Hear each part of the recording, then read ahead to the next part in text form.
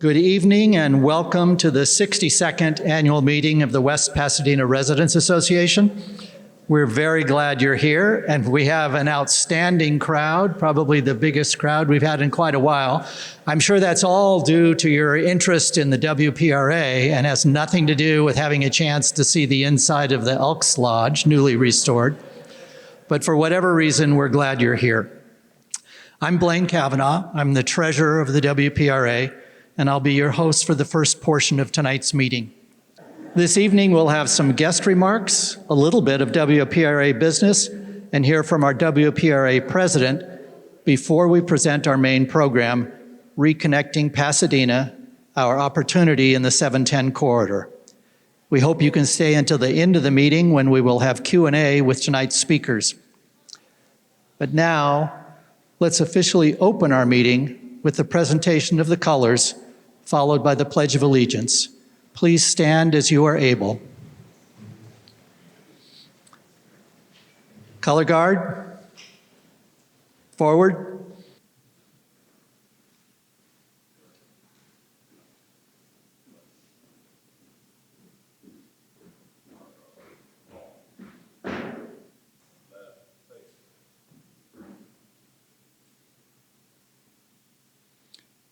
Color guard, present the colors.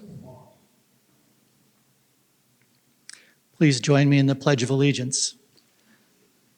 I pledge allegiance to the flag of the United States of America and to the republic for which it stands, one nation, under God, indivisible, with liberty and justice for all.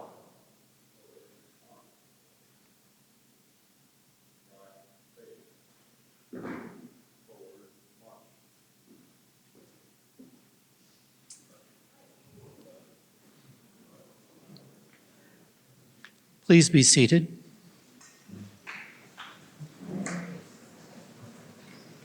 That was the color guard from the Pasadena Fire Department. I suspect many of you, like myself, did not know that the Pasadena Fire Department had a color guard, but I thought they were very impressive.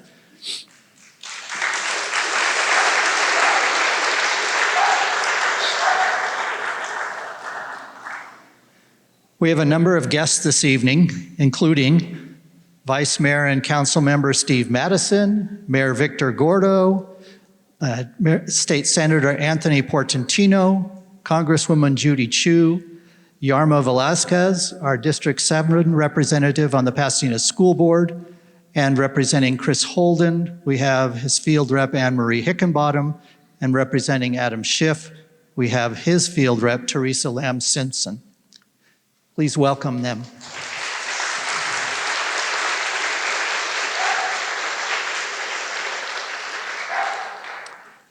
Also present, we have Elizabeth Blanco, the Superintendent of Pasadena Unified School District, Miguel Marquez, Pasadena City Manager, Chad Augustin, Pasadena Fire Chief,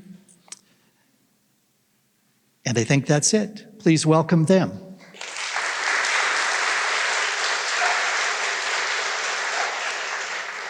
And thank you all for being here. We will hear from some of our guests in just a moment, but first we should thank those who contributed to this evening, starting with the Benevolent and Protective Order of Elks, otherwise known as the Elks, for allowing us to use their dramatically restored space.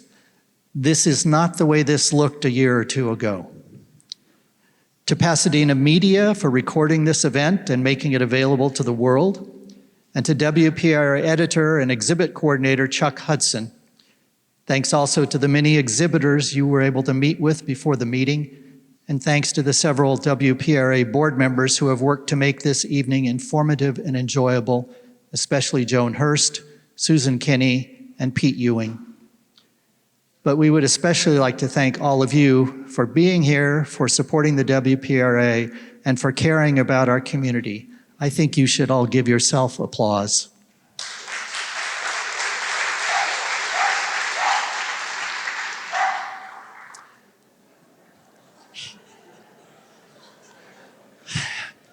It is a community meeting. Before we move on to WPRA business, we want to hear from some of our guests. We're going to start with Congresswoman Chu. We're honored to have her with us tonight as the representative of our 28th district in the U.S. House of Representatives. Please welcome Judy.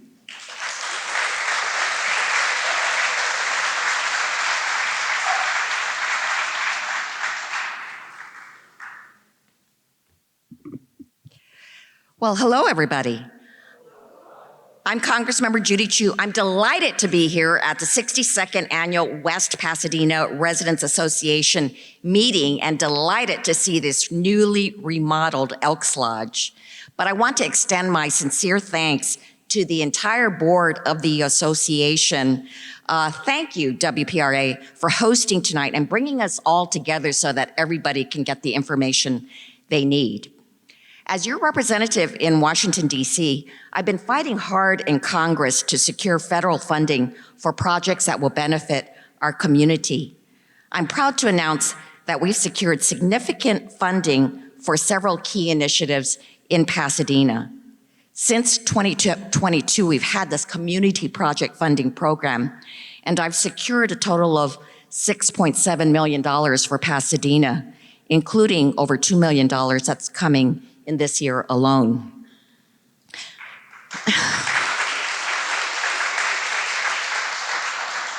And amongst these projects is $1.5 million to expand broadband in Pasadena. And then, thank you for that. And then $1.5 million for street improvements so that there can be enhanced outdoor dining experiences. And then $900,000 for an amazing program that Pasadena has called the PORT program, where trained mental health professionals go to the sites of mental health crises or where there are homeless people, rather than sending out the police, because these mental health professionals are able to de-escalate the situation.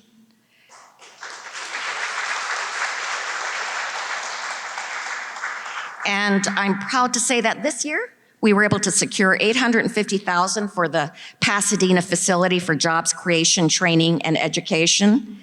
This facility has such great potential in providing training in professional, technical, and skilled trades, providing so many meaningful employment opportunities for residents of Pasadena.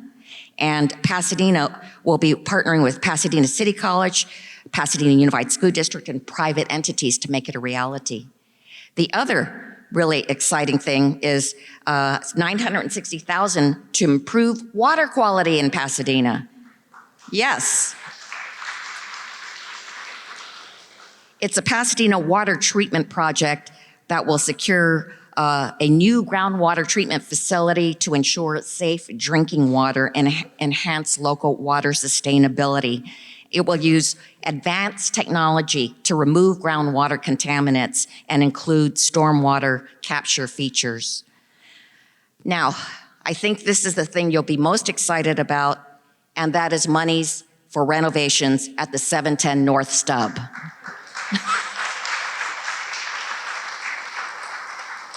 Yes, I was proud to vote for the bipartisan infrastructure law and then to work to advocate for a $2 million grant from that law for this redevelopment. And guess what? This past fall in 2023, it was granted.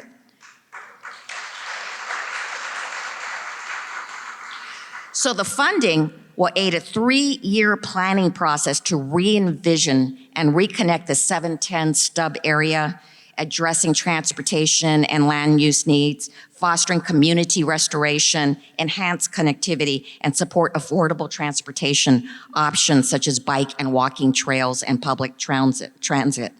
And it will specifically focus on inclusive economic development and potential new housing. Well, these are just some of the amazing projects that we are able to help fund on the federal level. And I also just want to say that we in our office help residents with everything from veterans issues, Social Security, Medicare, the IRS, even the USPS, so any federal agency. So if you have any issues, do not hesitate to call my office for help. So I'd just like to end by presenting a certificate of congressional recognition to the West Pasadena Residents Association. Blaine Cavanna, please, if you may accept it from me. Thank you, and congratulations, everybody.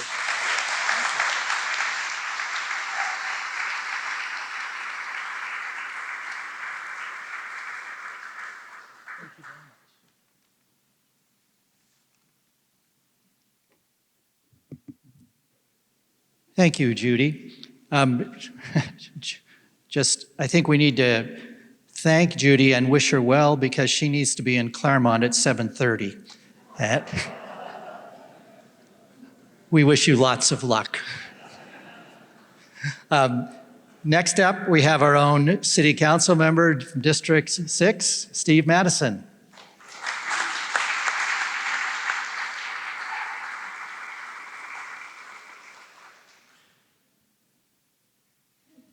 Thank you so much, Blaine, and welcome to all of you. You know, they say in Hollywood, never work with kids or animals, and I fear I'm competing with that lovable pup out there who seems to bark on cue. But as always, I'm delighted to be here at the annual meeting of WPRA. I want to congratulate the officers and the board, both incoming and outgoing, also the service recipients of the awards. I know I sound like a broken record, but the work that WPRA and all the neighborhood associations does and do in Pasadena is so very important. At City Hall, we listen very carefully when WPRA speaks, and I think some of the results that I'll talk about briefly have proven that point. Certainly don't want to bury the lead, and the purpose of tonight's program is the 710 stump. I'm so grateful to leaders like Judy and Mayor Gordo, Anthony Portantino, our great state senator, and many others who helped us realize, this long-fought goal of repatriating the stump, and then now we're revisioning it. And just as a sort of quick update, we have a city committee that you'll hear about, the Reconnecting Pasadena task force or group. We, our District 6 office, formed our own West Pasadena group to work on the project as well and advise my office about the developments and the like. And the mayor has very wisely formed an ad hoc committee of the city council in which I'll serve with the mayor and one other member. So we hope in this coming year to really see some progress in terms of that. It's hard to believe, but it's been 2 years since we acquired the title to the property.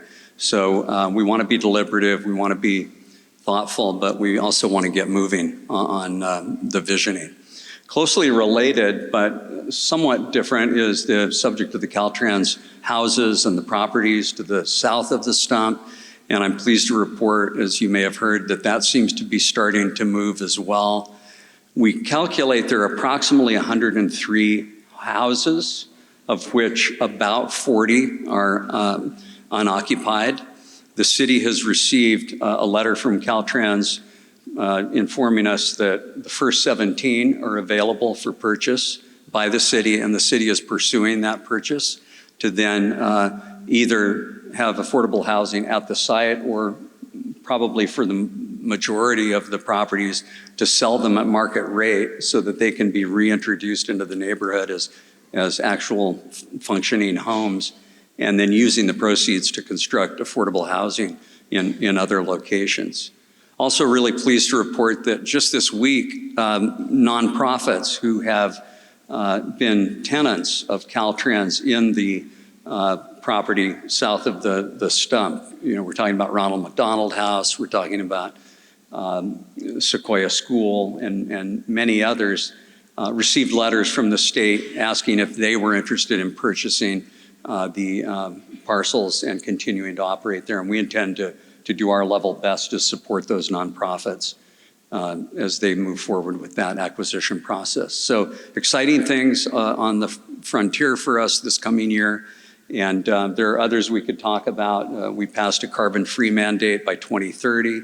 We are finally going to start to make some progress on the Colorado Street Bridge safety enhancements, a number of other exciting things happening, and we're grateful to all of you for all that you do for our community. You know, I read recently that if we took every household in the country and awarded each and every household, so that each and every person was covered, an acre of land, and we laid those out side by side, they wouldn't even fill up the state of Texas.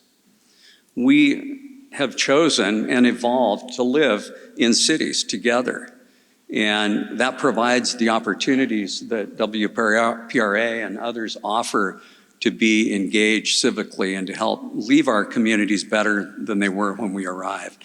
So I continue to be honored to serve you all and excited about the future of West Pasadena and Pasadena at large. Thank you very much.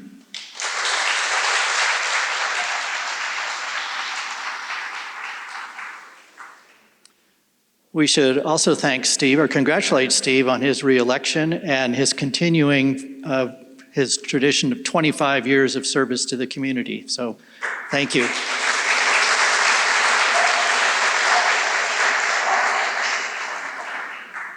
Our illustrious mayor, Victor Gordo, is up next. It's always a pleasure, Victor.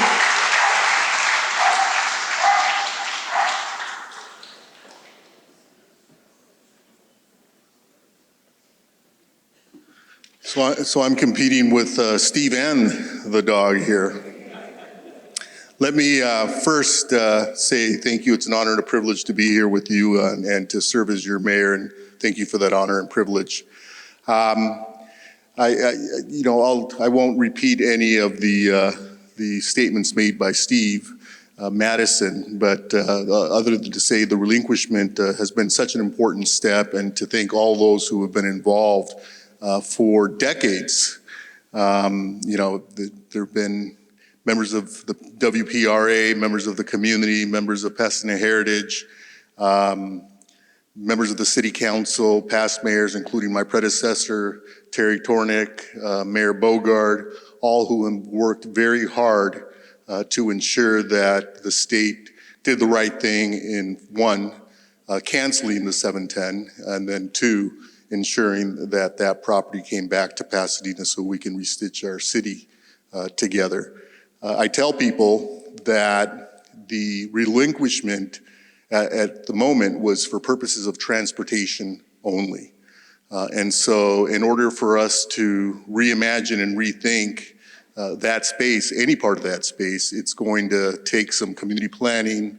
It's going to take an effort to go back to the state for approval, including a feasibility study. And so there's lots of work to be done. And at the same time, keeping in mind that not only is a transportation corridor, but it's also a gateway to a public safety gateway to Huntington Hospital, a gateway to West Pasadena and beautiful neighborhoods, and then also a gateway to Old Pasadena, our historic district. And all of those will have to be woven together in order to ensure that it's a seamless restitching of the 710 corridor. Quickly, I'd like to just give you a snapshot of the city's budget situation. I'm happy to report on behalf of the City Council that the city is doing very well financially. To give you an idea, in 2019, when we went into the COVID pandemic, our city's general fund was at about $267 million. Today, it's over $330 million. The general fund are the dollars that we use for libraries, for parks, for services that make us a full-service city. The remainder of the dollars are either special funds and or utility funds. And so our total city budget is about $1.1 billion. But we are very strong financially. We took the time during the recession during the COVID crisis to ensure that we were replenishing. We spent about $32 million in COVID response. When we were reimbursed from the federal government, we didn't go out and spend that money. We instead replenished most of our, actually, we replenished all of our reserves, and our reserves today are exceeding pre-COVID levels. So that's all good news for all of us. And then, a lot of people ask me about homelessness and mental health. Again, I'm pleased to report that the city is taking action together with LA County. Many of you may have heard that we acquired the site at Villa and Lake Avenue. If you think in your mind's eye, it's the former Kaiser Clinic. And we're looking to provide both housing as well as health and mental health services there in partnership with the county or any other provider who wants to join and provide those services. So that's just a brief snapshot. Again, thank you. I'll join my colleague, Mr. Madison, and say thank you to all of you for making WPRA such a force of nature in our city, and for doing the good work of protecting many of our city assets and really our quality of life in Pasadena. And special thanks to previous, current, and future board members for your efforts as well. Thank you.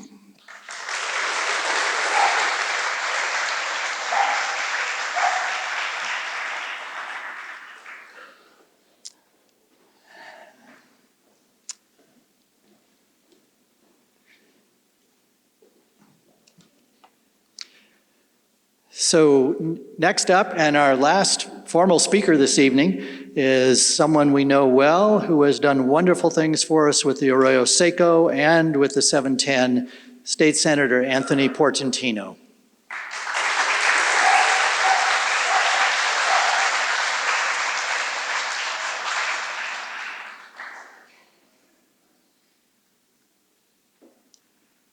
I usually get introduced as Claire Bogart's driver, which I prefer. Where is Claire? There she is. Let's give it up for Claire Bogart and Bill Bogart.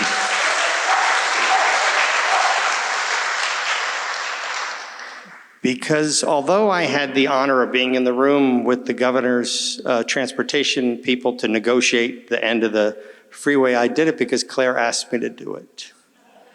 Actually, I don't know if ask is the right word. She said, you will kill the 710 freeway. And so I made that commitment. And I do want to give a big shout out to Victor and the team, everybody who's shepherding this reimagining of the stub. So give a big round of applause to the committee, the mayor's leadership, Mr. Madison.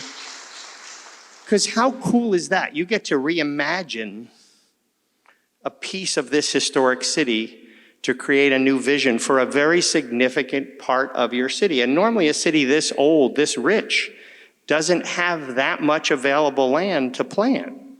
Think about that. That's a rare opportunity that you all get to do. And so I'm in awe watching that process go through. I do want to share sort of a fun part of the history of the 710, and I don't know, some of you know the story, but when I was campaigning for Senate, I was campaigning against the freeway. And obviously my opponent at the time was very much pro-freeway. And I kept telling the governor's office, the people don't want this. The people don't want this. And they were very skeptical. And then when I won, on the day I was sworn into the Senate, I actually sat down with Brian Kelly, who was the governor's transportation person, who's now running the high-speed rail, who's been transportation guru for decades. And he said, you were right. You won. That must mean, he extrapolated, that must mean the people don't want the 710. And I said, that's what I've been telling you for 20 years. But it took the election to sort of galvanize them to truly understand that this outdated plan was an outdated plan that nobody wanted. And so what we negotiated that day, that first Monday in December in 2016, was that Metro would certify their plan with an alternative, and then the EIR would get certified subsequent to that with an alternative, and then we would do legislation. And so I was proud to have negotiated that and then also to have introduced the legislation that finally killed the 710. And I'm glad Mayor Gordo gave acknowledgement to Bill Bogart and Terry Tornick, and we should also acknowledge the city attorney at the time. It was the Pasadena city attorney and Mayor Tornick who recognized that there needed to be authorizing legislation to let the city recapture that property. And so I tell all politicians, the most effective way to be effective is to have communication with folks who you see and represent daily. And the fact that Pasadena could pick up the phone and say, hey, we need, it's like a week left in the legislative session, we need an amendment to the bill to give us authorization, and I was able to put that in the bill, and that's what authorized the city to be able to recapture. So again, props to the city for recognizing the need, and then the way we have such a good relationship in Sacramento between all of us. And so the conversations, whether it's Claire, whether it's the folks in South Pass who took me on my first tour of the 710 corridor in 1998, I did my first tour.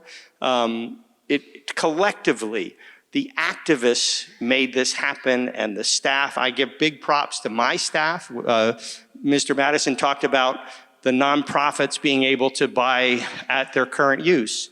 That was my bill that authorized them to buy those properties at their current use, and my staff member, Christy Lopez, who worked with the governor's office to make that happen. The governor's office should get props, because when we talk about allowing the city to sell historic properties, again, Claire Bogart is preserving the historic properties at market rate to use the proceeds to then build affordable housing, that required legislation to authorize that to happen. And the city wanted to do it. We were able to be the conduit for that legislation to make it happen. And so this is my final 6 months as your state senator. I'm so pleased to be here to share this with you. This organization has been a driving force for so much positive public policy in the city of Pasadena. I've just been honored to represent you and just appreciate the way you've all called and asked and conversed and just pleaded, whether it's the Run Arroyo funding that Bill asked for and other things. We've been able to do so much together because we talk to each other, right, Victor? We talk to each other. And that's something that we don't do enough of in our political discourse. We talk past each other. We talk over each other. We tweet at each other. But when we actually sit down and say, what is the problem we're trying to solve? How do we do it together? What can be done? And we imagine what can be done. We make better change, right? Right? Right? So thank you for letting me be part of this. I love the fact that you all who helped make this happen are here to celebrate, and then working with the mayor and the committee to just reimagine your city. It's really a special place. And so thank you for letting me be part of it.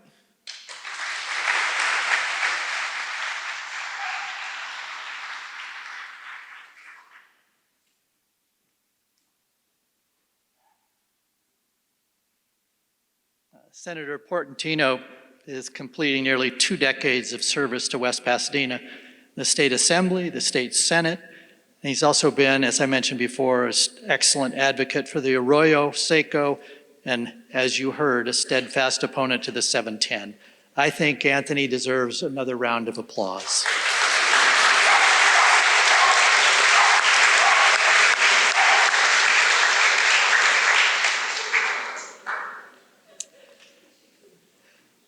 I mentioned some other names before, but I went through them very quickly. They are not going to have a chance to speak, but I think we should recognize them and give them a little applause. So from Assemblyman Chris Holden's office, Anne Marie Hickenbottom, please stand.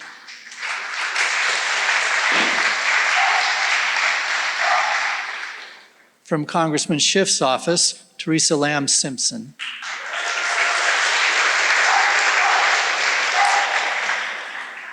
Our Pasadena Unified School District Superintendent, Elizabeth Blanco.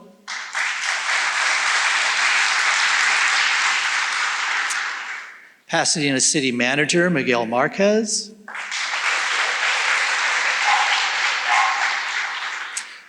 Our Fire Chief, Chad Augustin, back there in the corner. And we also have Steve Madison's field rep, Justin Chapman, here.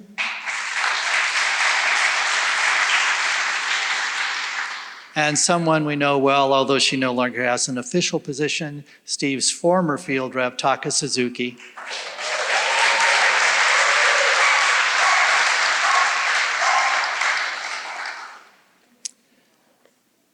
Now on to the short business portion of our meeting, the annual election of WPRA directors or board members.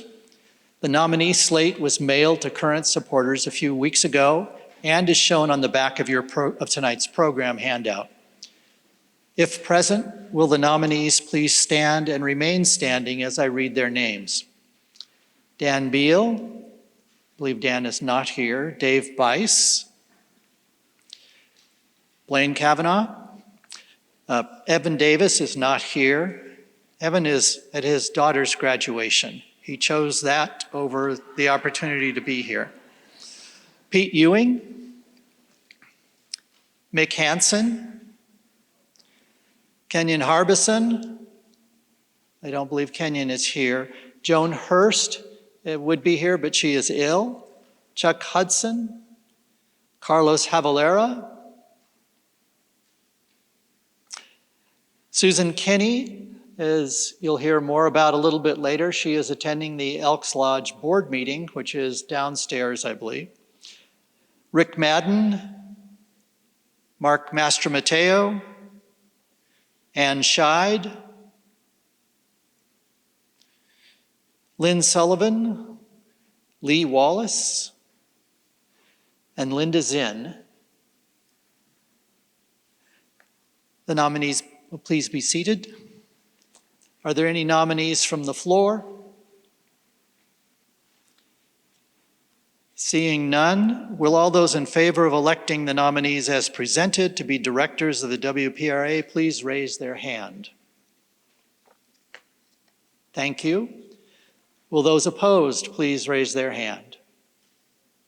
Thank you. We have a board.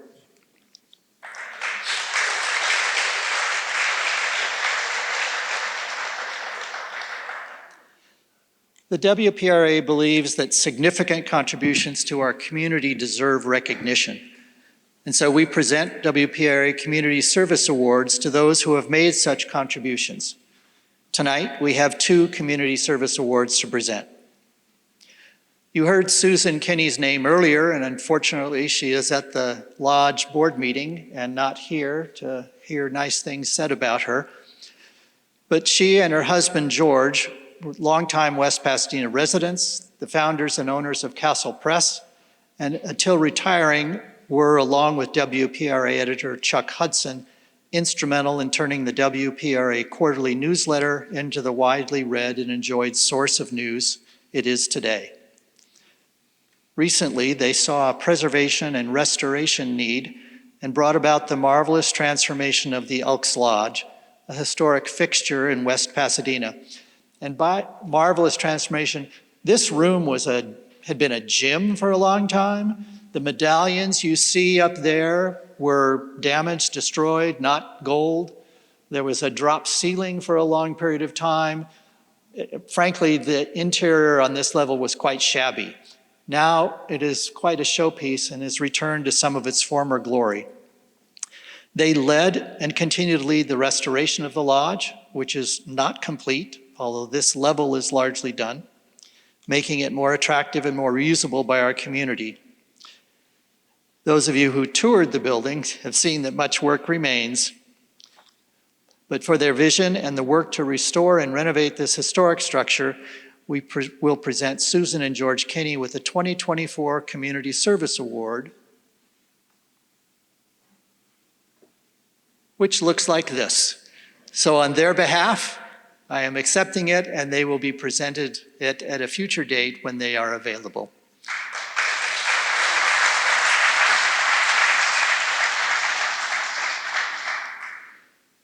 For our second award, I'd like to ask board member Mick Hansen to join me.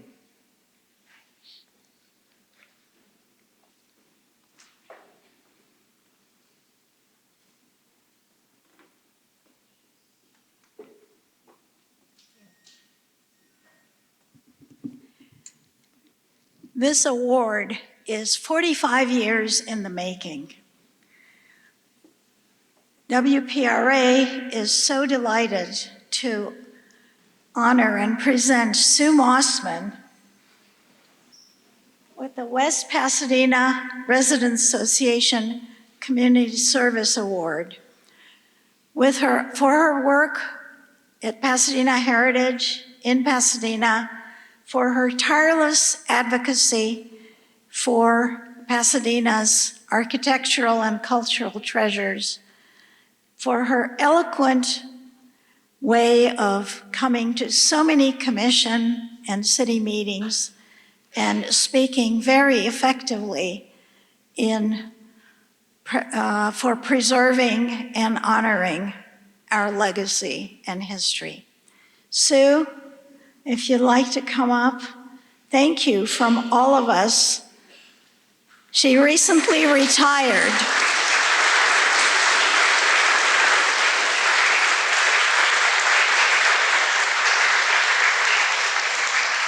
And I know everyone in Pasadena appreciates the tremendous job that Sue has done over 45 years as a member of the staff of Pasadena Heritage. And of course, she worked the first 15 years for Claire. And Claire, thank you for being a role model for all of us. Congratulations, Sue.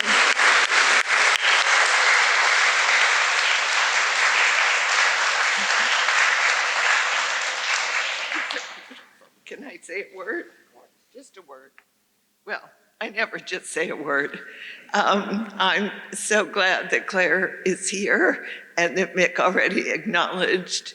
And I just want to say that all the trouble I've caused for 45 years was instigated by Claire.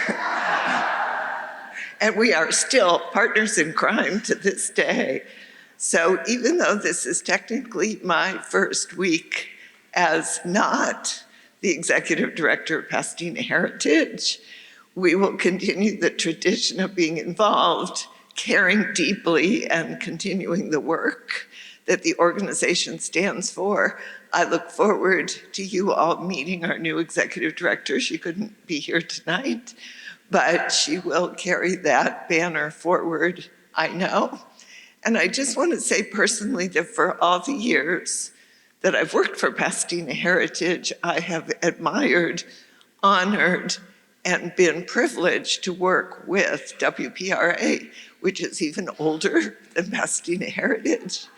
You all have really led the way in community activism, in neighborhood pride, and in constructive work for the community well beyond your boundaries. I think your newsletter is amazing. Your annual meeting is always amazing. And I see so much of the work that goes on behind the scenes. So congratulations and thank you from the bottom of my heart for honoring me tonight, and a salute to all of us for all the great work we do together. May we continue, and thank you.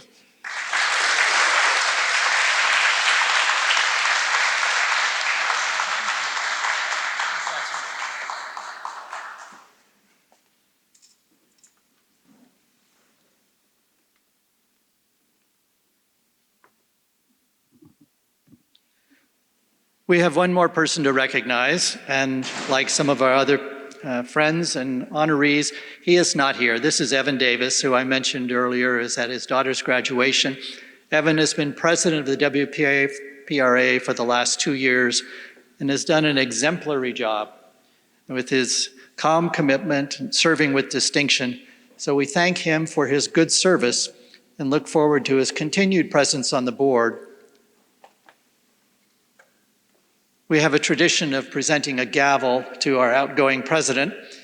It probably should be given to them when they start, but I think for the board members' safety, we save it until they leave.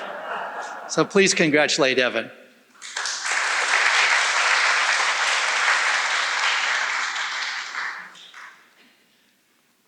Now, it's almost time to hear from our new president. But first, those cards, those index cards on your seat, we really are hoping people will have questions. So as the presentations continue and you think of questions, please write them down and then pass the cards to either end of the aisle and we'll be around to pick them up, and we will use them for the question and answer session at the end of tonight's program. So with that, please welcome the new president of the WPRA, Pete Ewing.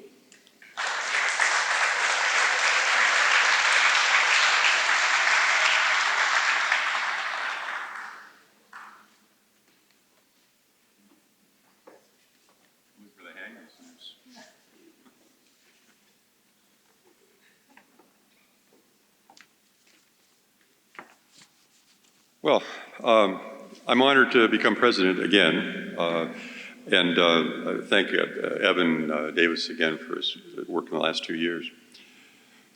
Also, so many of the members of the board and the Elks Club. A little bit about me. I've been in various finance positions for about 50 years, corporate finance, oil and gas, investment management. From Pasadena, I was born here. My father was born here. Our son was born here, and his 3 granddaughters are born here, or our granddaughters are born here. And the only real outlier is my wife, who was imported from New York 53 years ago. She also tells me to smile, and she said I speak too quickly, so I'll try to slow it down, but not to the level of Ben Stein, the comedian. When I was president of the WPRA about 30 years ago, it was really a much more loosely organized group. We usually dealt with some of the traffic issues, the gold line installation, and things of that sort. But what I've seen now going forward is, thanks to, I think, a very dedicated board members, it's a very tightly organized group, very focused on projects, and a very powerful voice has made a real difference. So many examples of this, but I'll keep it short. The sale of Ambassador College, WPRA got involved and was helpful in reducing the condo density from 927 condos to about 225. The Connecting Pasadena project, which is a precursor to this, was gone in 2015. We've been circulating books amongst the various people in the city for the last 2 years on that. But that's really what it's all about, and that'll be the subject of tonight's event. And actually, Ian Lockwood, who did the traffic on that, is here to update everyone on that. And then working collaboratively with the other neighborhood associations in defeating the NFL in the Rose Bowl. So, rich history. I think the most challenging one, though, is the rehabilitation of the 50-acre stub, and that's going to be with us for years. So, tonight's program really deals with that very subject. It deals with what's negatively affected Pasadena, West Pasadena. The enormous volume of traffic is brought into the neighborhoods, broken neighborhoods, abandoned Caltrans housings, and so forth. I won't go into the brief history of the stub, others can do that, but I think the removal of the stub now creates a time and an opportunity to fix West Pasadena, and I think it's a golden opportunity. It's a kind of an overused term, but it's an opportunity of a lifetime. So the speakers are 2 renowned experts, both Ian Lockwood and Charles Loveman. I don't see Charles somewhere. Oh, Charles. I'll introduce Ian, and then he'll come up and speak. I think he's going to speak second. But Ian's helped other communities rebuild after their highway removals. I learned this morning he's done well over 30, and he's working on several significant ones right now. Ian's a livable transportation engineer at the Toole design group. He's been involved in the removal efforts throughout the country and internationally. And then you want to handle Charles?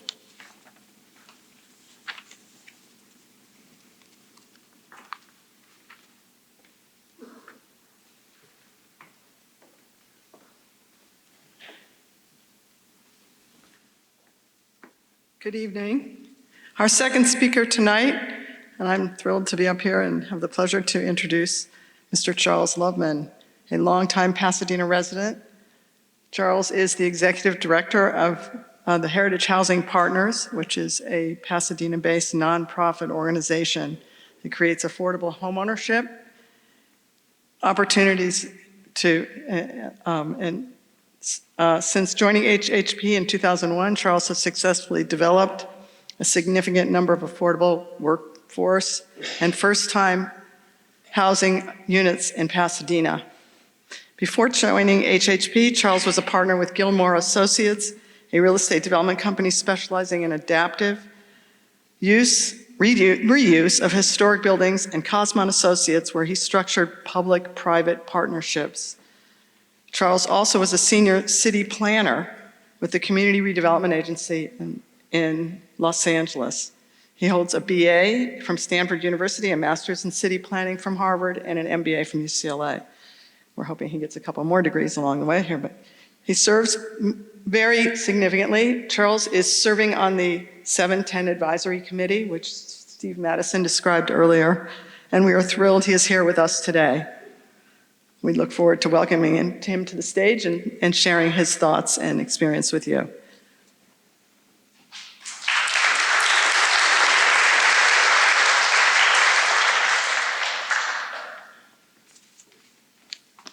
You're on, Ian.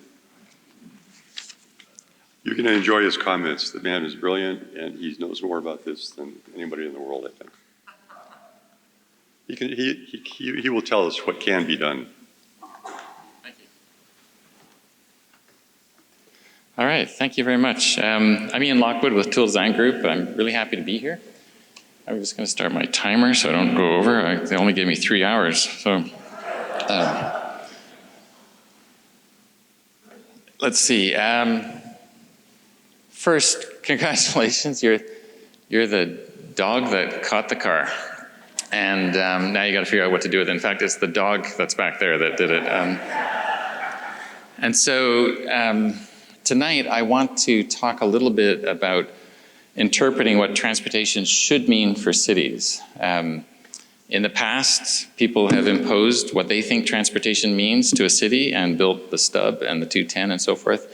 I'm going to talk a little bit about historically what it meant to the city and what I think it should mean in the future.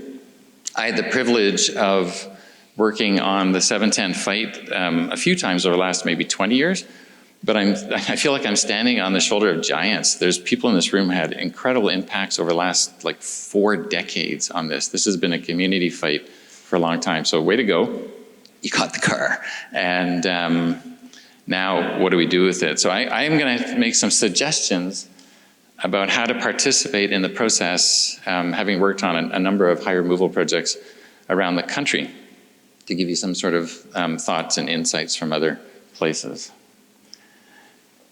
So we're not sure why the thing works so well, but the city's vision, public input, and the old road go in that end, and a people and business-friendly place comes at the other end. So if it were just that simple, right? But I want to focus on the vision, the public input, and the place. So the vision is an informed consensus on what the place ought to be like in the future. So think about what Pasadena really ought to be like if there was no budgets to worry about, no politics to worry about, none of that. What should it be like in 10 years and 100 years? What's your legacy? What are you going to leave behind? Now, Pasadena dates back a long time. It was built before the car was invented. And it was a connected, walkable, beautiful place. And it grew up on a traditional block structure. It had trolley lines before 1900. People would walk to places. They would walk to the trolley line. It was built at a human scale. And this is that famous drawing from Leonardo da Vinci, that cities were built at a human scale, buildings were built at a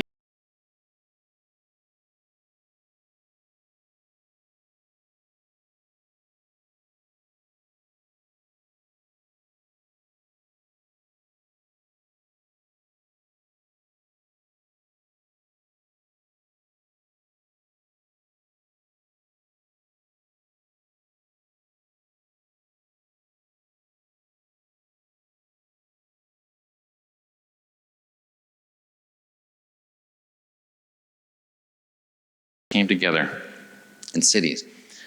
The most valuable land in cities was near the downtown because that's where most social and economic exchange occurred. And then as you went into the neighborhoods and so forth, and you get to the rural areas, the value of the land drops. And so value is a function of proximity, and cities were always about proximity to bring people together. Now the modernists who got enthralled with motor vehicles and their speed, they had a theory that if we sped up the roads and streets, we could spread out the 5-minute contour around the downtown to spread the value out. And so their charge in the world was to speed up the streets, speed up the roads, build highways and these sorts of things to spread out the value. But that was an incorrect assumption. It didn't spread out the value. It exported it from the city to the edges and the suburbs and the exurbs. And the streets that were sped up and widened for throughput for motorists became barriers. It started to harm the businesses. And so this was a new idea that was floated around 1930 about speeding everything up. And it didn't work very well, but it became the fundamental basis for a lot of our, in our industry of transportation planning, a lot of our metrics, like reducing travel time and levels of service. Now, the purpose of cities, as I said, was to advance exchange. But what was the transportation purposes of cities? Cities were invented to reduce trip lengths, to shorten trip lengths for proximity. And over the last 75 years or so, my profession was about speeding things up and spreading out people and jobs and services, lengthening trips. And the cities that did that the most tend to be the worst cities in the United States. And the cities that didn't tend to be the best because they reward the fundamental purpose of cities, which was about proximity. And you've probably met this person who was driving. Hey, city, I choose to exercise my freedom to reside in the suburbs.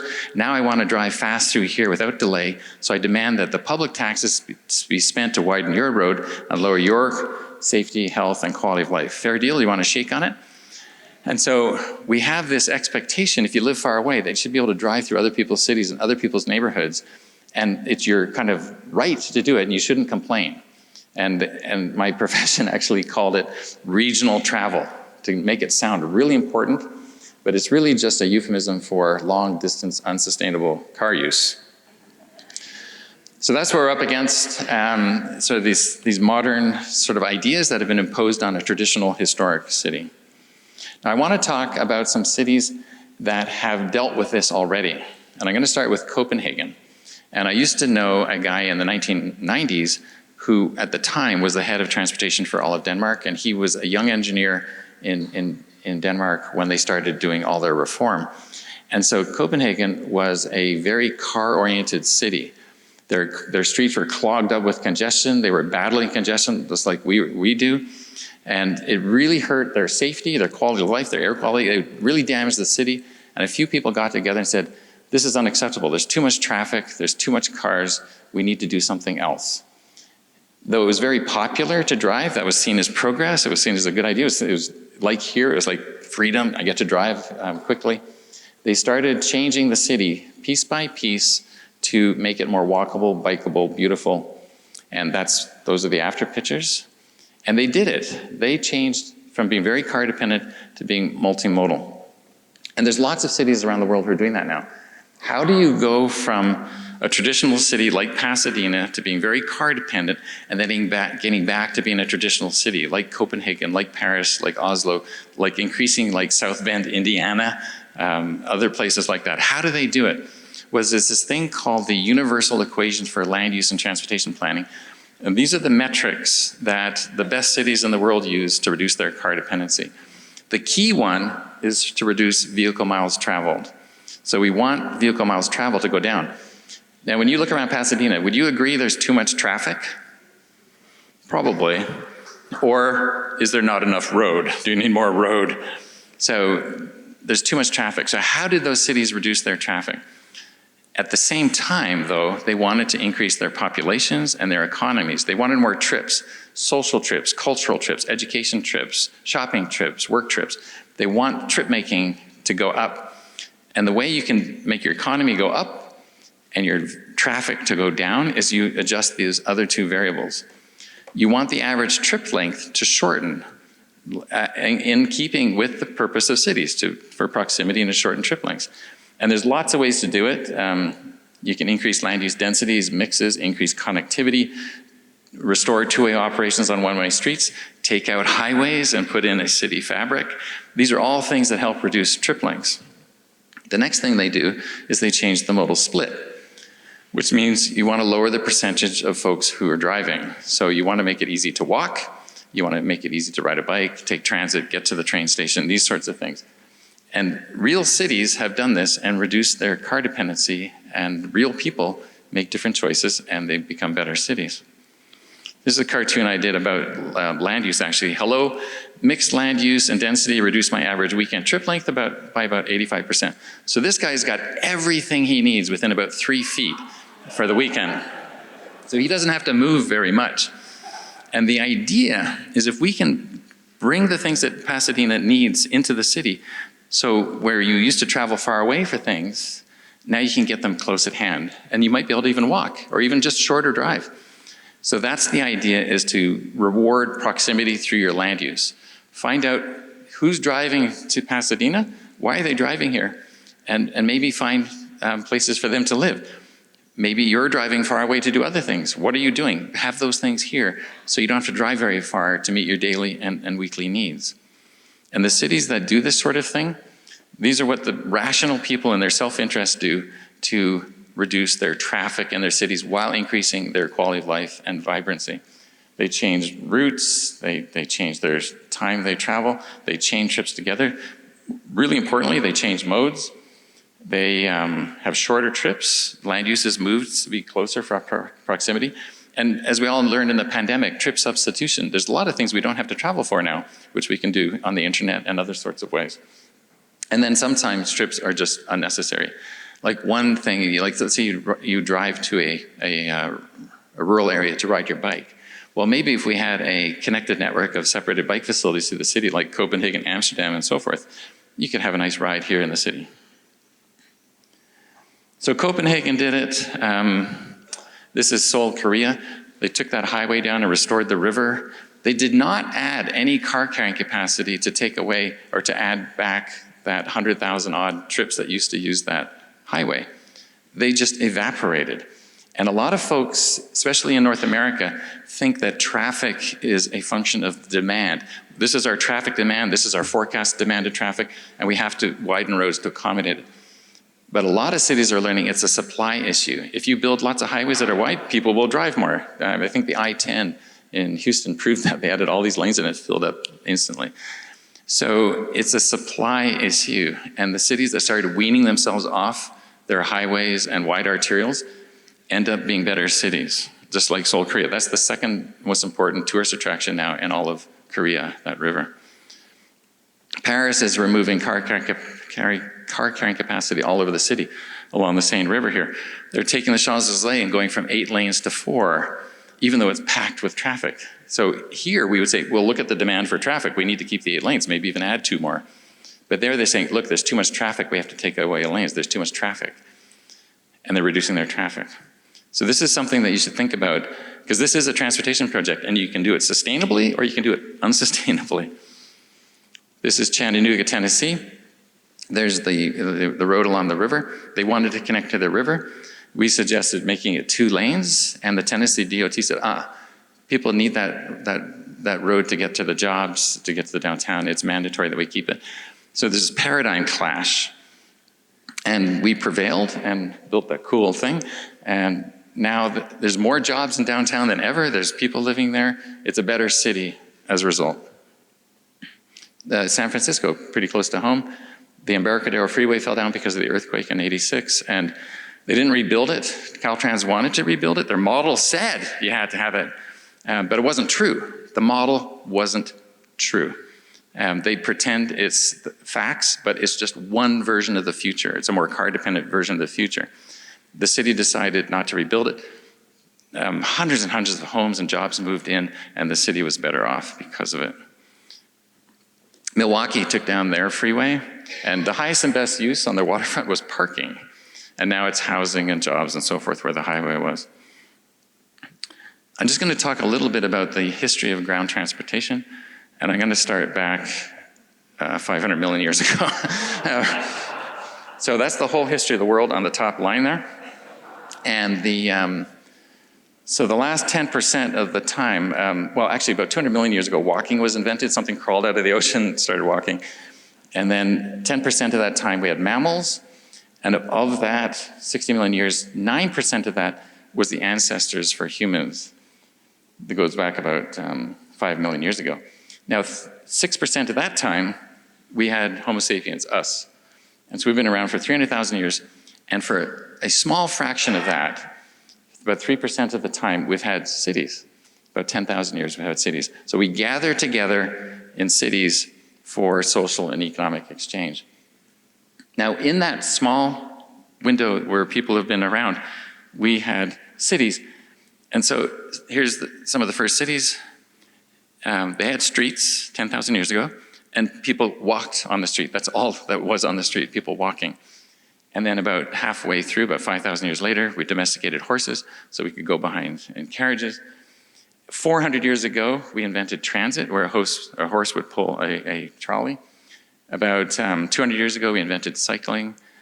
And maybe 170 years ago, we had the track technology to handle rail and trolleys. And then the car came around about 120 years ago. They called them the horseless carriage. It was a pretty primitive type of car. Now I'm going to pause there and talk about the purpose of streets. So streets have been around for almost, 10,000 years. And what were they for? They were slow, multi-purpose public spaces that operated at between 3 and 7 miles an hour for the most of the history of cities. So there was commerce going on, there were celebrations, recreation. People traveled on it, no doubt. It created place. So streets were really important. They had all these different purposes. But then, let's see. So then the cars started dominating after World War II. All those multiple purposes were pushed aside so the cars could dominate. And the interesting thing is, it represents 1% of the time we've had cities where cars dominated the landscape. 1%. So I would suggest that the invention of the car was the most disruptive influence on the history of cities. It changed the way they were shaped, it changed the way buildings were built, it changed our health, it changed our air quality, it changed our safety, it changed the purpose of streets. Nothing else had nearly that influence, especially in that short of time. And that human scale that South Pasadena and Pasadena were developed, this whole area was developed at a human scale. And that scale changed, and here's Leonardo da Vinci's more recent drawing showing what it became. And so the scale changed to be about cars. So we had 400 generations of designing cities and perfecting cities through trial and error to get to what I call peak urbanism, which was about 1930. And then at that last little bit, we had 3 generations with the car, and I'm going to go into that in more detail in a moment. So did they get it right? With 20/20 hindsight, did we make our cities better by bringing cars in and highways into our cities? And if it was a positive effect on cities, then they'd be more walkable, they'd be more connected, they'd be more legible. The environmental stewardship would go up. There'd be better places. Things would be more convenient. Transit would be more effective. Modal splits of car use would change and be better.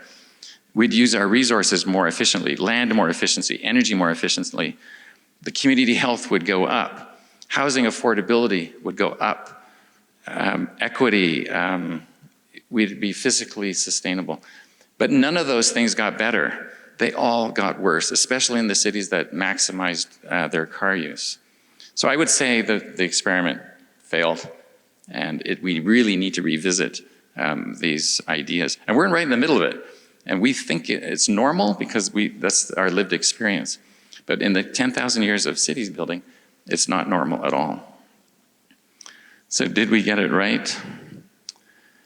I don't think so. And increasingly, a number of people don't think they got it right, or we got it right.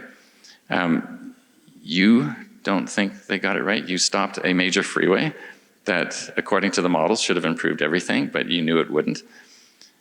Peter Park, He was the guy who helped take down the highway in Milwaukee in 2002. And he called highways in cities were America's failed infrastructure experiment. And the cities that did it the most tend to be the worst cities in the country, and the cities that didn't tend to be better cities. And so he's been involved in a lot of highway removals as well. And every single time a highway is removed, the city gets better, no exceptions. If you can think of one, let me know. But so far, I've never come up with an exception. You can think of lots of cities that received highways through them that got worse, though. I can think of lots of examples. So what happened to the purpose of streets in this last 1% of the history of cities? They got monopolized mostly for travel and movement, mostly by car. Those other purposes still exist, but they got diminished. And so I think when we were talking about removing the 710 and stopping the 710, these are the other sorts of things that people wanted more of. You know, the socializing, the celebration, the communication, the connectivity, all those sorts of things that were created by a urban street network. And what's at play here is there's two paradigms in transportation planning, basically. There's the traditional paradigm that dates back 10,000 years that helped shape Pasadena when it was developed. And it's about the rewarding short trips, making places, integrating with land use, shortening trips, nurturing businesses, creating social interaction, creating great identities. That's what the people who built Pasadena built. And then there's the conventional paradigm, which was invented between 1910 and 1930 with championing movement of cars quickly, reducing delays. All these new ideas, untested ideas, were imposed on cities. And the higher calling became the traffic demand forecast model, not the community vision. Rewarding long trips was the mantra. Fighting congestion became the duty of transportation people. They were indifferent to land uses as opposed to being integrated. But the beauty of it was simple. Do you want to be able to get somewhere faster rather than slower? And of course you do. It's rational, right? But cities aren't simple places. Cities are complex places. And that simple idea of going fast spread cities out and did a lot of damage. But when you get to the end of the day, the cities that did it the most, their identities suffered, their health suffered, they used more energy and this sort of thing. So let's talk about the 710. The idea was to connect the stubs at either end of it. But when did that idea happen? When did somebody say this was important? Who had the power to draw a line on a map and say, this is where we want to build a highway, displacing thousands of people and creating a giant barrier? So this is the earliest map I could find showing where the 710 was proposed. It was drawn in 1946 by the Regional Planning Commission. So somebody drew a line through those cities saying this is where we're going to build a highway. And who was that? It was probably a man, first of all, probably an engineer. And he had reasons for what he did, but he drew that line through there. And I'm going to guess, just for fun, that he was 56 years old. I don't know who he was, but that's what he's probably senior enough in his career to have the power to do that. And I'm going to name him Mr. Jones. So Mr. Jones decided to draw that line. So let's look at what happened over history. So going back a ways, 1850, the state joined the Union.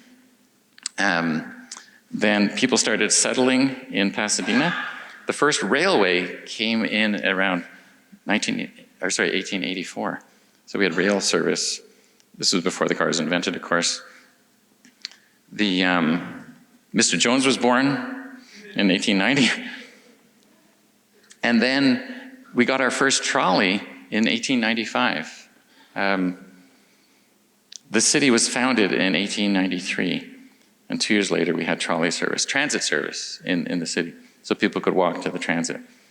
So Mr. Jones lived through World War I and the Great Depression. He witnessed, when he was 18 years old, Henry Ford invented the assembly line, so mass production of cars. He was 18 years old before he could mass produce cars. He did not get his driver's license when he was 16 because there was no cars around. And I want to point out the GM exhibit in New York in 1939. So it's right at the end of the Depression. So this guy is now, what, 49 years old? So he probably went to New York to watch the World's Fair and go to the GM exhibit. So he went in these lines, these long lines here, waiting their turn. And they sat in these chairs and they went around this big model in these moving chairs of the future city. And it had what they called magic motorways. And this captured Mr. Jones's imagination. Just like the rest of the nation, they got infatuated with the idea of being able to drive your car in the city and never have to stop. What a great city. And so this is the guy that made that exhibit, Norman Bell Geddes. He was born in 1893, about the same time as Mr. Jones. And this was his heroes. He was really influenced by folks like this, these other modernist architects. Corbusier, who was infatuated with connecting objects in the landscape with high-speed cars. Frank Lloyd Wright, with his ideas of the suburbs, of being able to drive quickly. All untested ideas, never been done, didn't have the benefit of 400 generations of testing. So, Mr. Jones saw that, was inspired, and then he drew that line in 1946 where this highway was going to get built, and some of it did get built. Right after that, now keep in mind, modernism is the idea, and we embraced cars and we ripped up our transit system. The last trolley ride in Pasadena was in 1850 when the Red Line ended. There was some good stuff that happened though. Caltrans hired their first lady engineer in 1953. So it was all guys before that. And then shortly after, Mr. Jones's line started the demolition of the homes and the businesses that created the space for the 710, and then they built it by 1974. So the stub was built. And then there's a big fight. Most of you are involved with it. And the land was relinquished in 2022. We were involved with a charrette to help think about removing the highway in 2014. And probably the most important part of the historic milestones is this meeting tonight. Now let's think about Mr. Jones for a second. He drew the line that created the highway and the energy and allowed the people who inherited his role to move this thing forward. What did he know in 1946 about the effects of highways on cities? What experience did he have about the barrier effect and the pollution and the car dependency and spreading cities out, all those externalities? He didn't know anything about that, but he put it in. Everyone in this room knows more about the effects of highways on cities than Mr. Jones did in 1946 when he drew that line. And today we're struggling with, was it a good decision? Like, is that what modern transportation should be like? And I think we all agree it isn't. I think we have traditional values. We like proximity, we like walkability, we like human scale. So I think Mr. Jones got it wrong, and I think our profession got it wrong, and we're pushing the wrong sort of transportation on cities. We're pushing this conventional paradigm which rewards long trips, car trips, cut through traffic, these sorts of things. And it doesn't help, it actually hurts cities. So I heard this convocation speech in 1996 by a guy named Salman Rushdie, and he was talking about how do you make a difference in the world. And he's talking to the graduates, and he said, in the years to come, you'll find yourself up against gods of all sorts, big, little gods, corporate gods, incorporeal gods, all of them demanding to be worshipped and obeyed. The myriad deities of money and power, of convention and custom that will seek to limit and control your thoughts and lives. So when you're told that you have to do conventional thinking and conventional planning for transportation in your cities, that untested idea which did so much damage, he says, defy that. Stand up for your urban values, stand up for your history, and take back your corridor, turn it back into city fabric, and create a barrier into a seam as if the highway didn't happen, and create a complete city again. So you caught the car, you caught the 710, and we need to move forward. Now, in 2014, we came up with some broad goals about creating an interface with the highway that was effective, creating place, reducing traffic and speeding on Orange Grove and other streets, the transition in scale from the car scale back to the human scale, traffic calming, changing Pasadena Avenue back into a normal city residential street, taking the car cannon trajectory of the corridor that ends up on Fremont. Historically, this was never supposed to be a through route. This was a manufactured idea by conventional thinkers to connect El Serena and the 210 for high-speed travel. That was never there historically, and we should consider about restoring the city to what it was intended. I want to talk a little bit about bike shedding, and this is a situation where people talk about what's familiar, not maybe all the issues. And the story goes that somebody was building this nuclear power plant in this community. Very complicated project, very expensive project with lots of issues about safety and security, the environment, and that kind of thing. But they had a parking lot and they had a place for the employees to park their bikes called a bike shed. And the city commission spent a lot of time talking about the bike shed and not very much time talking about the whole big facility because they were very familiar with bicycle parking. And you probably see this when you talk about your main street. Probably on-street parking is probably the biggest issue because everybody's familiar with it. But the sidewalk width is probably the most important thing to revitalize streets. It's tree canopy, crossing distances, speeds, all of these things are important, but we tend to talk about what we're familiar with. I know there's been a lot of talk around the 710 about the land use. That's really important, but there's a lot of other things that are important in addition to land use. The first thing we need to think about is the study area.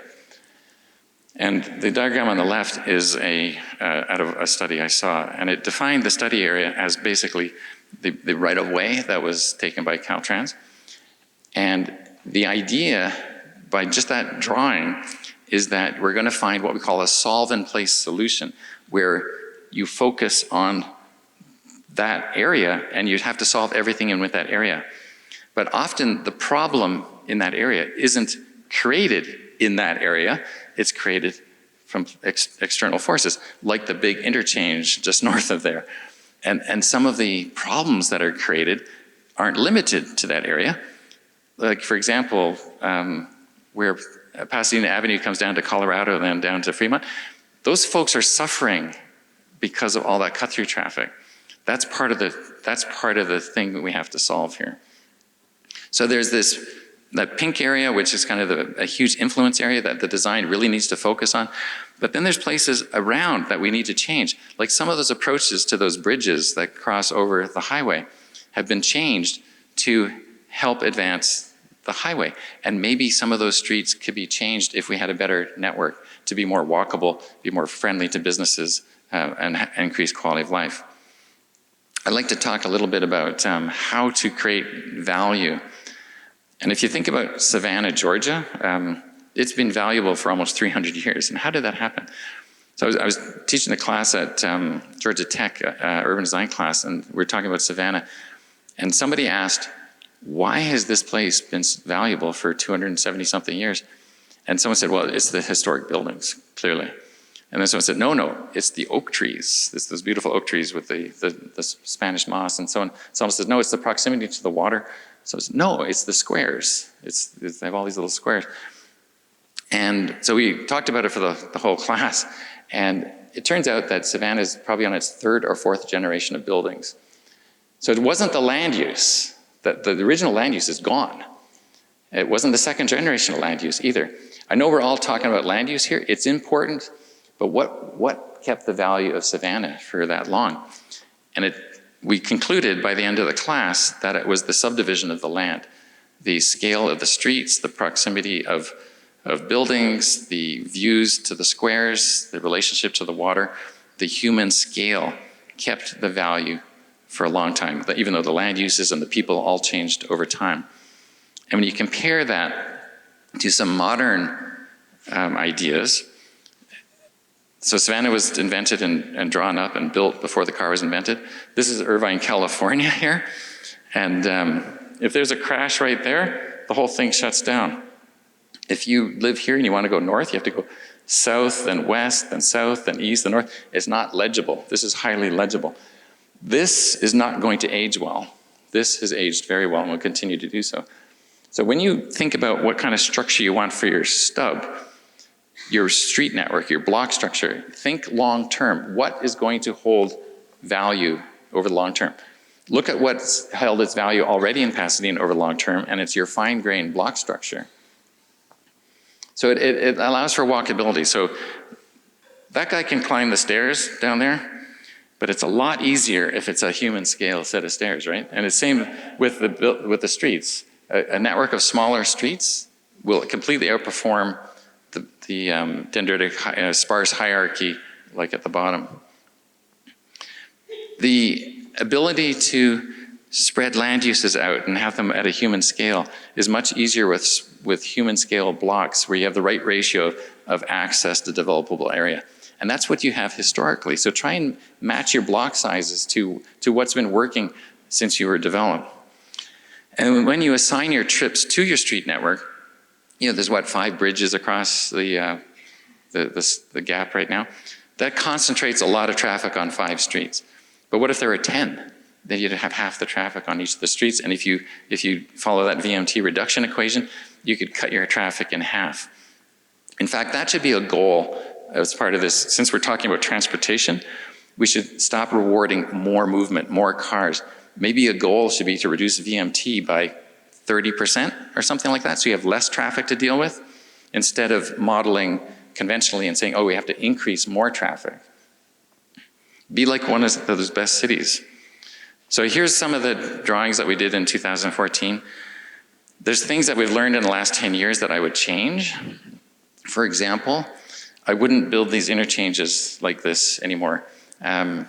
They concentrate too much traffic on too few streets, and it creates that trajectory and this sort of idea that we have to have lots of traffic and through traffic going north-south. We still have to have access to things like the hospital and all these sorts of things, but we don't have to encourage cut-through traffic through the cities anymore. And that interchange where every ramp leads to the same place, and that's not healthy for a city, which is about a network of streets. And the other thing I would change is the focus of taking that sort of funnel of traffic and focusing it on that intersection of Pasadena Avenue and down Fremont. So we compared the two ideas back in 2014. There were some good ideas there. We want more east-west connections. We want to create a seam and get rid of the barrier. We wanted to reduce traffic impacts by spreading things out so each street carries a load, but not a too big load, so we can keep that human scale. We wanted to create legible, normal-sized blocks so we can have a variety of development. And you can argue a lot about what kind of land use and what kind of scale and so forth, but the blocks are adaptable for anything you decide you want. Let's skip down to the front and backs. In a good city, you have A sides of buildings where you have the front doors and windows, where you have really nice walking environments. But you still need to service these buildings. You still need to pick up trash, and that's what we call the B side. And here, because of the dimension of the block, you could have all the alley service in the back and have wonderful A frontages for all of your walks across east-west and north-south. So you can organize your back of house and front of house. And this gives architects predictability about how to build their buildings. And then, when you think about the costs and the value, this is a traditional city block structure. It will outperform any of the sort of ditch type ideas where you keep the ditch and have strange architecture and so forth. There's no precedences for that adding value anywhere that I have found. The next thing you want to think about is the design of each street. Are they walkable? Are they bikeable? Are they beautiful? Are they slow? Are they safe? Are they comfortable? And so you want to accommodate the mobile users, and you want to have the streets support the places, the businesses, the homes, the neighborhoods. the recreational areas. And the green and the red are what we call vulnerable. And you want to design your streets so that the vulnerable users thrive, the homeowners, the kids, the cyclists, people going to school, that kind of thing. The capacity of the street. My profession decided that the capacity of the street is how many cars can cross a line in an hour. But we all know that streets have the capacity to nurture businesses, to be great addresses to grow up on, to be recreational facilities, places to socialize. And when you start talking about transportation and streets, think about all the functions of the streets. You're going to find studies that all they talk about is traffic volumes, that they're obsessed about that one set of users. And the streets have way more capacity to do things for your city than just move traffic. Agreed, removing it helps businesses, health, identity, safety, pedestrian, cyclists, transit users, equity, land use, but that, and they point to the traffic demand forecast model, proves that the highway is needed to provide an acceptable level of service for motorists during the weekday PM peak hour. We empathize, but there's no choice. They're not defending the highway anymore, but they will defend an equivalent. And what we're worried about is taking the highway out and then replacing it with a equally bad barrier, like a big bad arterial road. And that was the mistake they made in Detroit with the 375. They're taking the highway out, but they're putting in this enormous arterial in its place. So you're replacing one barrier with another. And what we should be focused on is removing the highway. But we're not just removing the highway. We're removing its role. We're removing its effects. We're removing its philosophy about moving high speed, long distance, and lots of cars through the city. We don't want that. We want a city fabric that meets our traditional objectives about connectivity and nurturing the city. So when you look at some of the ideas that have been floated already, they're more or less versions, non-highway versions of the same idea. And so think about what you want in your city and how you want it to operate from a transportation perspective, and move away from this sort of conventional car-first kind of paradigm. And even the interchanges, they all lead to the same place again, that same corridor. They may separate it onto two surface streets, but it's still the same idea with trying to reward that sort of role that we want to remove along with the highway itself. So I want to talk a little bit about the interchange. Interchanges, when they were invented, so let's say this is the highway and that's the arterial. All the highway trips coming to the town would have to get on the arterial and then distribute to other streets. And a friendlier way of doing this, which we just invented this type of interchange a few years ago, is to start not connecting everything to the same street, but to connect it to different streets so that the distribution happens at the highway interface and not deeper in the city. And when you compare these two models, sort of the 1950s kind of interstate model with a more contemporary model, this is the same amount of traffic just with the lines, indicate how much traffic. So a lot of traffic has to use the big road. And that's what's happening now with the highway. And that's what will happen with an arterial equivalent. That spreads the traffic out. It creates more connectivity to spread the traffic out. There's more ways to turn left. There's more developable land. It's really hard to ride a bike past a high-speed corner like that. So this is not bike-friendly. That's not pedestrian-friendly. And this is what I call the blast zone. When you look at the size of that interchange and what it did, it's huge. But with the proximate interchange, you can have a much smaller footprint on the landscape. And so this is just a example. This is the highway removal project in Detroit. It looks very similar to what you have. And we have a partial proximate interchange where we don't connect all of the ramps to the former highway. We just connected two of them, and we connected the other ramps elsewhere. This is a full proximate interchange where the ramps are connected to different places, and none of them connect to the old corridor. And notice how much development land we get. And it's a human scale again. And eventually we can actually remove the highway. So we want to position, for example, the 210 to get removed maybe 20, 30 years from now. It might not, it might take 100, but we don't want to preclude it if we can avoid it. And ideally, we'd remove both. In this case, it was Highway 75 and 375. So I need to speed up. So this is a model of the solar system, and a long time ago we thought the Earth was in the center of the solar system.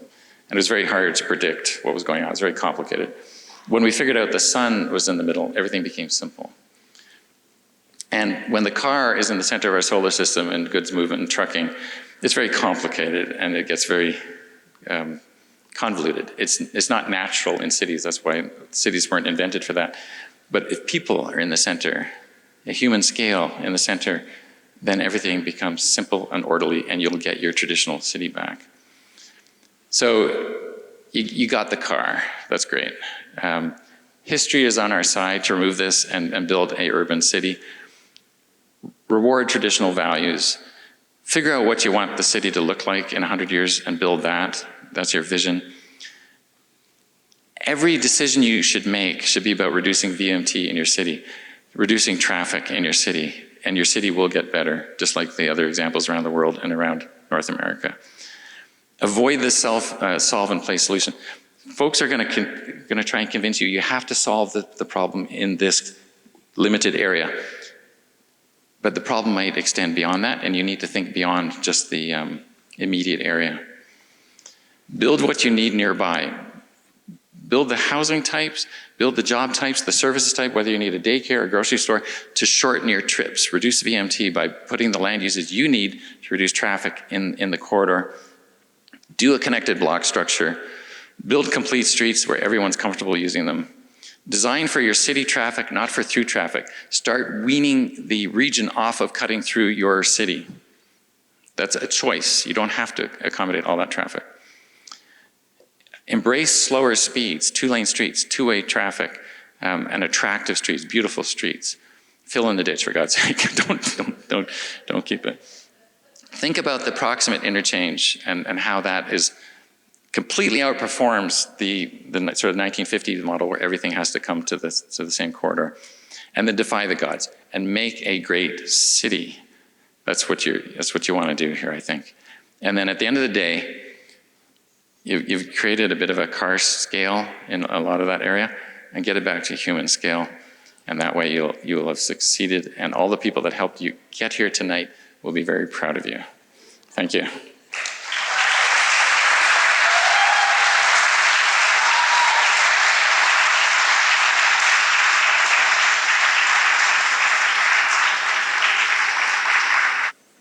Good evening, everybody. My name is Charles Loveman, and I am going to speak a little bit about the work of the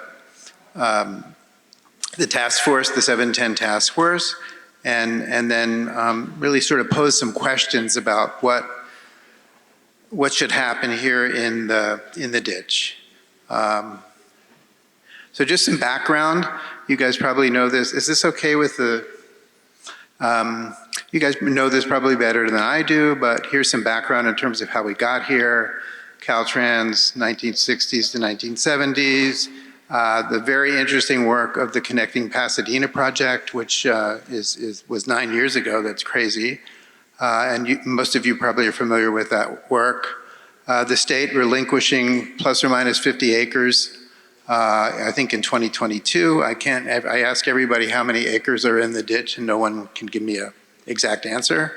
And then last year, the appointment of a 16-person advisory committee. We're advisory to the city council. The committee's focus initially is on data collection regarding the history of the ditch, but that we've also hired a master plan consultant, Perkins and Eastman, and these are the components of their study. As you can see, land use, mobility, and circulation, and so on. And now my apologies, I should go back. My apologies, first of all, to my colleagues on the task force. I think 3 or 4 of them are here, and so to all of you, I apologize. I was the last person to be appointed to the task force, and am not as fluent as some of my other colleagues on that committee. Also like to, if any city staff are still here, want to apologize to them in advance as well, since they are also probably better spokespeople of what's going on with the committee. But I'm going to set the committee aside and basically say, well, here's how I approach this, which is just a few big questions. I have 5, there's probably 500, but the first question is, well, where do we start when we try and grapple with getting our arms around this problem and how to solve it? What's the envisioning process about what will be built in the ditch?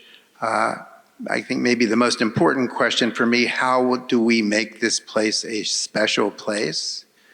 And then more kind of development control and how to pay for it are the last 2 questions. So with respect to the first question, the committee started really, the origin is not when Caltrans came in 1960 to buy, in the mid-1960s to buy up all that property, but maybe 10 years or so before that, when we were trying to get a picture of who lived there, what other land uses other than residential were there, what was the development fabric that was there, and then start asking questions about the process by which Caltrans purchased that property. For envisioning, we encounter this a lot at Heritage Housing Partners. We are a developer of historic buildings. We're actually, Heritage Housing Partners is a spin-off of Pasadena Heritage. I don't know if Sue is still here or she's taken her retirement and left early, which is great. But we're a spin-off of Pasadena Heritage, and so we do a lot of affordable housing in historic buildings, and we often get sites where there's an historic resource on a large site, and we're trying to figure out what to do in terms of the architectural style or the development pattern for the rest of the site. And the way we think about that is if we were the developer of the original historic building and we'd kept ownership of the land in the building, what would we develop next and what would we develop next? And so I'm creating a story, which is what would have happened if the city of Pasadena had bought the railroad right-of-way for the Union Pacific, which is the one on the left. It goes through the ditch, it splits just south of Pasadena, and the Union Pacific line is the one on the left, and it goes up through the ditch and then through Northwest. The northern part of the railroad line ultimately became the route for the part of the 210 that goes up into La Cañada. And then the railroad line to the right, I think, is the Santa Fe, which came through around next to Arroyo Parkway, and then I made a right turn, and that right turn became the Foothill Freeway. So what would have happened if the city had acquired this property not in 2022, but in 1922? Presumably the fabric would have looked a lot like what old Pasadena looked like, but maybe not. We do have some clues because there are some existing houses on Bellevue and Palmetto that survived the kind of industrialization of that area, so we can get to see what the scale was. And then trying to imagine what it would have been in the 20s and 30s and so forth, and then how it would have evolved. Would it have evolved the way old Pasadena evolved, where we have new old Pasadena along Fair Oaks? And then some questions about now, we're jumping forward with that context. Who are we building this for? What pieces of land use, whatever, are missing from Pasadena that need to be accommodated in the ditch? And what do we need more of? So I will pivot at this point to talk just a little bit about a thing I know better than the 710, which is housing. And I'm going to talk about one fact about housing in LA County. And it's the one thing I'm going to talk about is the number of high-income renters in our county. And I hope I don't bore you with these charts, but here we go. So this is a graph of incomes for renter households in the year 2000, 24 years ago. And as you can see, the trend line is a bell-shaped curve. The highest cohort within that chart is around 35,000 to 50,000 income in 2020, in the year 2000, bell-shaped curve, 1.6 million renters 20 years ago, 6% of all renters made over $100,000 a year 20 years ago. Jump forward to 10 years. This is all census data, by the way. Pretty much the same. The curve is still a bell-shaped curve. It shifted to the right, probably some impact from inflation. So we went from 1.6 million renters to 1.7 million renters. But the number of renters at the higher end kind of jumped. It went from 6% of all renters in year 2000 to 11% of all renters making over $100,000 a year. Maybe that's inflation. Maybe there's a trend there. And now we jump to the year 2020, where the trend line has changed. And now we have 1.8 million. We added another 100,000 renters in LA County, but now 22% of all renters are making over 100 grand a year, and they're renting. And the trend line has changed. And that 22% of all renters making over 100 grand a year is about 400,000 households. And then we have data, the latest census data from 2022. And now we have 1.9 million renters in LA County, and almost a third of all renters are now making $100,000 a year. And if you look at the trend line, the blue line, we're packing in lots and lots of high-income renters who, well, you guys know as well as I do what's going on. Home prices, single family, housing prices to become an owner. Prior to the year 2010, those families would have moved into ownership. They would have moved from being high-income renters, they would have moved into ownership. And there used to be a thing called a starter home. We don't build starter homes anymore because it costs 900 grand to build a unit in California. So 900 grand is not the price for a starter home. Also, a lot of the home building industry got wiped out in the Great Recession and hasn't come back. But we have all of these higher income renters.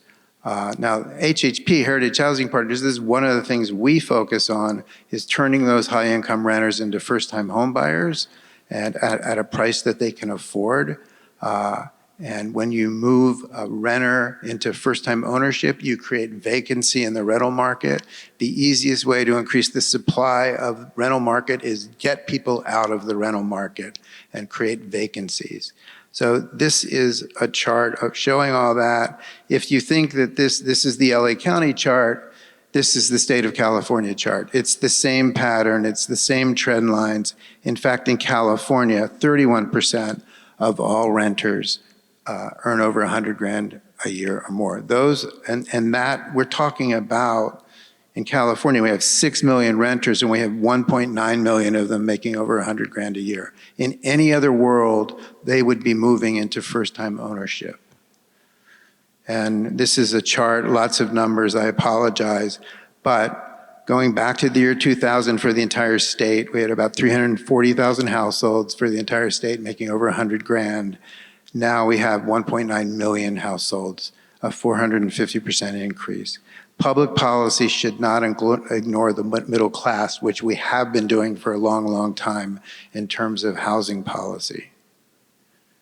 I am going to skip this, but the whole point of these charts is to tell you that if you were a homeowner in LA County, we have data going back to 1980, so it's basically 44 years of data from January 1980 through December of 2023. And if you're a homeowner, let me go back, since 1980, 93% of the time, your house gained in value, measured by 10-year increments. If you bought a house in January 1980 and sold it in December 1989, that's one 10-year increment. And there were 408 10-year periods like that between 1980 and 2023. 90% of the time, your house was worth more at the end of 10 years than it was at the beginning of 10 years. 7% of the time, you lost money. But when you lost money, it turns out the law, that 7% of the time when you lost money, it was between 0% and -1%. So the loss was very small. And on the other end of the chart, you had a 5% chance in any given 10-year period of making between 13 to 14% per year. So being a homeowner in California, being a homeowner in LA County, if you can move people into first-time ownership, free up the rental market, and then they're going to build wealth, period, because our state home prices increase in California. And so what does that mean for the ditch? We know we're going to have a lot of housing. Whatever the other land uses are, we know we're going to have a lot of housing here. And what we really need is a lot of new middle-income ownership housing. So I am going to be an advocate for that on the task force. We have other land uses we have to figure out: retail, office, parks and open space, et cetera. We have market rate uses like retail and office. We have non-market uses like parks and open space and arts and culture. We have to be thinking when we look at the land use, and Ian spoke about this as well, when we're looking at land uses, we need to be thinking about a 50-year horizon. Right now, if you said, let's build some office space, everyone would say, well, you're crazy, but we don't know what's going to happen over the next 50 to 100 years, which really means that we need to build buildings that are adaptable to different uses instead of building something that's just, configured only for office. So we have all these 60s and 70s towers that can't be adapted for housing, are very difficult to be adapted for housing unless you cut a hole in them. Versus historic buildings have great dimensions to be, historic office buildings have great dimensions to be converted into housing. So we should, whatever the land use mix is that the master plan suggests, demand for different kinds of land uses are going to change over time. So we need adaptable buildings. And then my favorite question, what are we going to do to make this place special? This is a photo of the amphitheater at California Plaza in downtown LA. It's operated by a nonprofit called Grand Performances. What's unique about this is that in all the office buildings that surround this venue, there's built into the common area maintenance charge that each office tenant pays, a portion goes to support the nonprofit there. So they have built in a kind of an annuity to support a nonprofit group to create really interesting and great programming, not only for the people who work around here, but for people who live here and within the region. So we should be thinking about how to support those nonprofit uses, not only with capital costs, but operating costs, as we try and make this place more interesting. A similar story, this is also a California Plaza story, and something that where we can learn a lesson. The city of LA has a 1% for art program in California Plaza. They grouped all the 1% for art programs into paying debt service on a bond that built a museum. So instead of everybody contributing into a bunch of art program, one art fund that would create who knows what, they said, no, we're gonna create a new museum with this art program, but we're basically gonna use the percent for art as a debt service source. So, the figuring out how to pay for those non-market uses that make these places so interesting and important should also be a part of the task force work. I always am asking, where's the town square for Pasadena? I guess it's supposed to be in front of City Hall where that weird kind of traffic circle is. There was supposed to be some sort of sculpture in the middle of that, and it was supposed to go around it, but we never did that.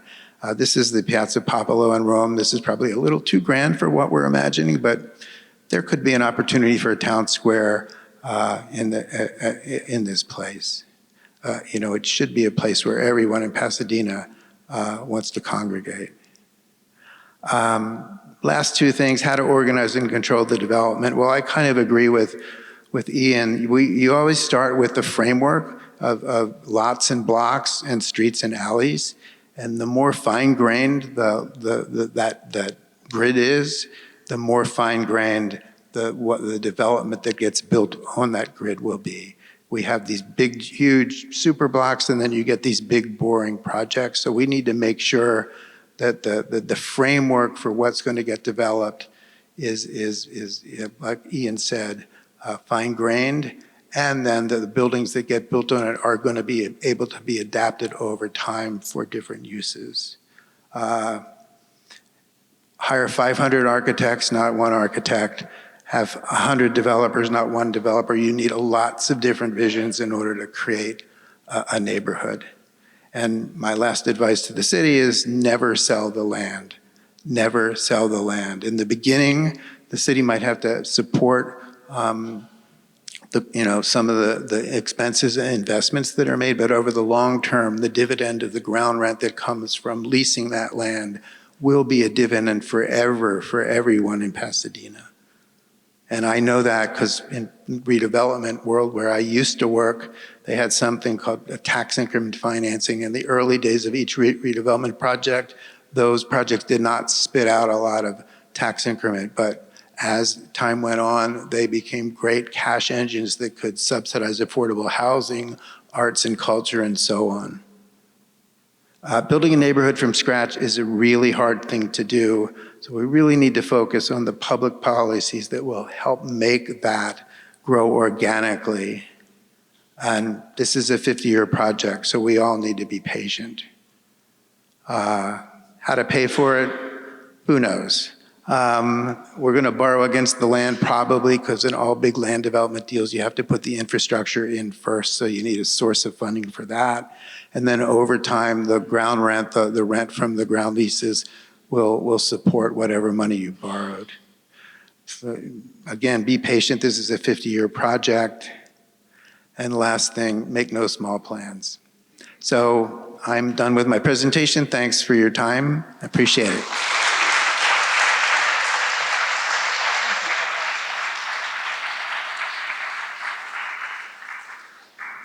We have some excellent questions, but we do not have excellent time. So we have made a decision to take advantage of our website over the next several days or perhaps 2 weeks because some of these questions are good but need some thought. So we will be posting the questions and the responses on our website at www.wpra.net.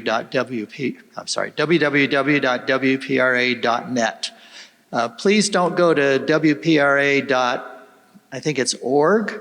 because that's the Women's Professional Rodeo Association. I actually had one of our members, when I responded to a problem that she had, or actually told her about a problem that she had with her check in email, she threatened to call the police because she had never donated to the Women's Professional Rodeo Association. How did I get her name? Anyway, so we will deal with questions and that approach. I hope that's okay. And in a couple minutes before we break for the evening, I'd like to say thank you, but our President, Pete Ewing, has just 2 minutes worth of thoughts. Thank you for coming.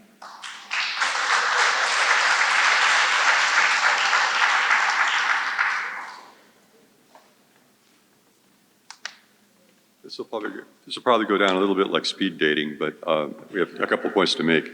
One is that we are seeing a lot of politically connected groups with competing interests kind of actively involved. And it means we have to get our story out there in front, like now. And we also need to understand too, West Pasadena will also bear the brunt of all the planning decisions that are made, good or bad. So we have to be involved in this thing. What we want is from our members, remember to get a consistent message. One is the rehabilitation of West Pasadena and correcting the problem. And secondly, and I think it's very important, develop the 50-acre world-class project for the entire city to use. So just the examples that Ian and Charles are talking about. One problem we have developed though is city recently hired the master planner Perkins Eastman. Vaughn Davies is around here somewhere. He runs the project. Good firm, we're glad we have them. One of the issues though is the city controls the communication process. And generally speaking, my experience has been if you control the process, you control the outcome. And that's what we're terribly concerned about. And what we're concerned about is West Pasadena has gotten destroyed over 60 years of Caltrans neglect. And it's time for a fix. We can't wait. We waited 2 years already. That was 60 plus 2, that's 62 years now. And something has to happen. So I think the call to action here really is getting involved in the process of everyone in West Pasadena. And this will be in our newsletters. Every quarter, we put out a newsletter, and the 710 will be the subject of the front page. And some of the things we already know, everyone's tired of the freeway, tired of the problems with the freeway, but we need to get moving on it. So if you're asked to do some personal stories about who was in the ditch originally, it'll help them connect where their analysis. But more importantly, I think it's absolutely imperative that as many of you as possible can come to the advisory committee meetings. It's the third Wednesday, 6:30. Danny Parker is here, at least he was. He chairs it. And get public comments about asserting the position of West Pasadena. Right now, we don't have a voice in this process. And their voice is louder than ours, trying to grab strategy in this thing.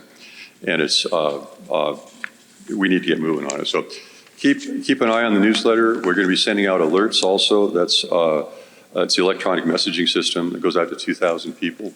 And we'll be putting out notices about meetings and so forth. And it's going to be, I think the battle cry again is, you got to fix West Pasadena and you got to make a world-class project at the same time. But we've been putting up with this for 60 years, 62 years, I'm sorry.